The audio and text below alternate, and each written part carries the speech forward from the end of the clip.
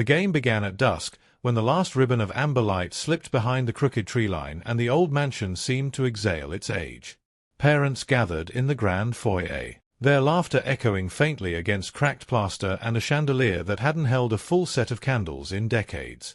Cloaks brushed against fur. Pale hands clasped clawed ones in friendly rivalry. No flying, no full transformations, one mother reminded with a playful wag of her finger, though her smile betrayed no real concern. The children scattered with delighted shrieks, and at the center of it all stood Illy, small and sharp-eyed, chosen as the first to hide. Across from her, Bram, already grinning, already sniffing the air with theatrical exaggeration, pressed his palms over his eyes and began counting. 10, 9, 8. His voice carried down hallways that hadn't heard such joy in generations. Illy fled upward, slippered feet barely whispering against the warped staircase.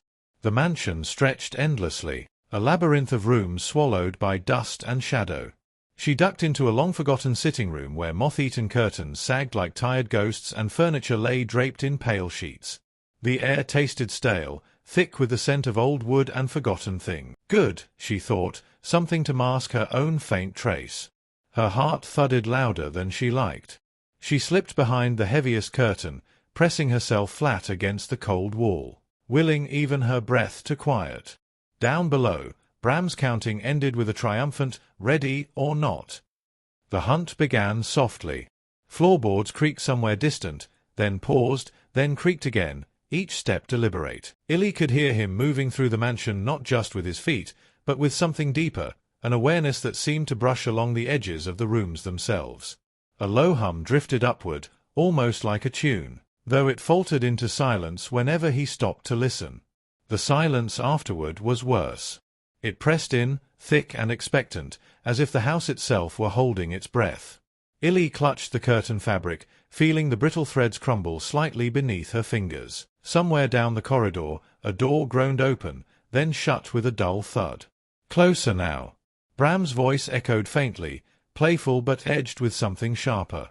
"I can hear you thinking, Illy," he called, though his tone suggested he couldn't, yet. The floor outside her room whispered under his weight.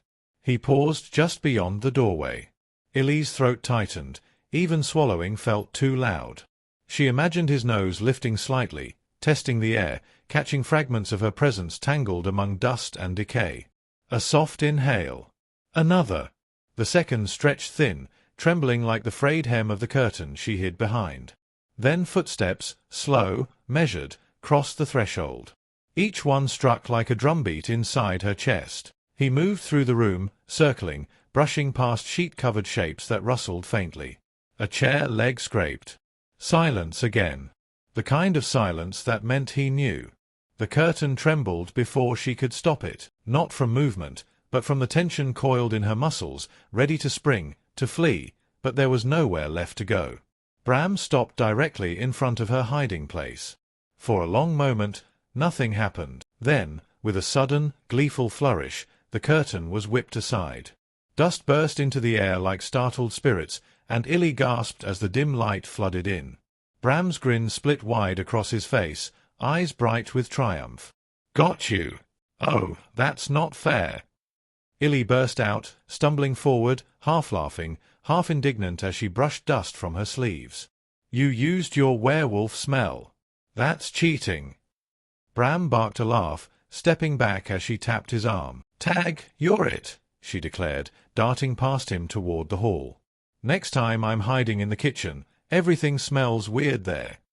Downstairs, the parents erupted into amused chatter as the children thundered back through the corridors. "Already?" one father called, feigning disbelief. "That was quicker than I expected." Another chuckled, "Bram's nose never fails him." Illy's mother shook her head, smiling as she drew her daughter close for a brief, affectionate squeeze. "Unfair advantages build character," she teased gently. Soon the mansion rang again with counting and scattered footsteps, the earlier tension dissolving into laughter that warmed even the coldest corners of the old house. Parents leaned against banisters and door frames, sharing stories of their own childhood games, of hunts that lasted hours, of hiding places both clever and disastrous. The rivalry remained, but it softened into something fond and familiar, stitched together by shared evenings like this.